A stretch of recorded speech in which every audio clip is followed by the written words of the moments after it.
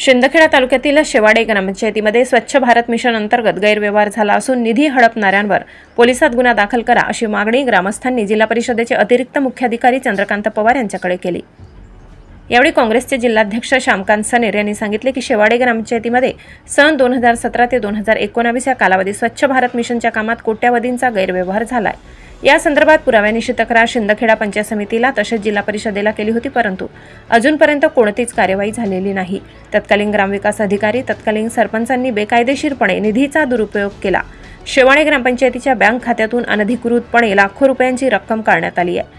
त्यामुळे संबंधितांविरुद्ध गैरव्यवहाराचा गुन्हा दाखल करून अपहाराची रक्कम व्याजासहित वसूल करावी, अन्यथा स्वातंत्र्यदिनी धुळे जिल्हाधिकारी कार्यालयासमोर ग्रामस्थांसह उपोषणाला बसू असा इशारा यावेळी ग्रामस्थांनी दिला।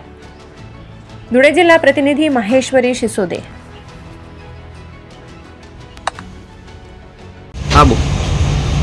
आज ॲडिशनल सीओ साहेबांना शेवाडे ग्रामस्थांच्या वतीने दोन अतिशय गंभीर विषयांचं लक्ष वेधण्यात आलं। त्यात वैयक्तिक लाभाच्या ज्या शौचालयाची योजना आहे आणि पाण्यात रस्ते या संदर्भामध्ये अत्यंत गंभीर प्रकारचे तक्रारी प्रशासनाकडे या ठिकाणी पुराव्यानिशी देण्यात आलेल्या आहेत। शौचालयाच्या प्रकरणामध्ये लाभार्थ्याला प्रोत्साहनपर 12,000 रुपये देण्याची सरकारची जी योजना आहे त्या ठिकाणी 12,000 रुपये वैयक्तिक लाभार्थ्याला न देता त्या ठिकाणी 2-2 लाख 3-3 लाखाचे एकूण रक्कमा त्या ठिकाणी वितरित करून संबंधित लाभार्थ्याला त्याचा लाभ न देता सरळ पैशाचा त्या ठिकाणी अपहार करण्यात आलेला आहे।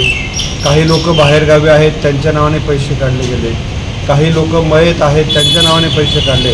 अशा सगळ्या गंभीर तक्रारीच्या संदर्भामध्ये आज अतिरिक्त मुख्य कार्यकारी अधिकारी पवार साहेब, त्याचप्रमाणे ग्रामपंचायतचे डेप्युटी सीओ मोरे साहेब, अजून एक दुसरे पाणी पुरवठा व स्वच्छता विभागाचे डेप्युटी सीओ पवार साहेब या सर्वांना या बाबतीमधल्या तक्रारी लक्षात आणून दिलेल्या आहेत आणि त्यांनी या संदर्भात येत्या 2 दिवसामध्ये संपूर्ण चौकशी करण्याचं आम्हाला आश्वासित केलेलं आहे।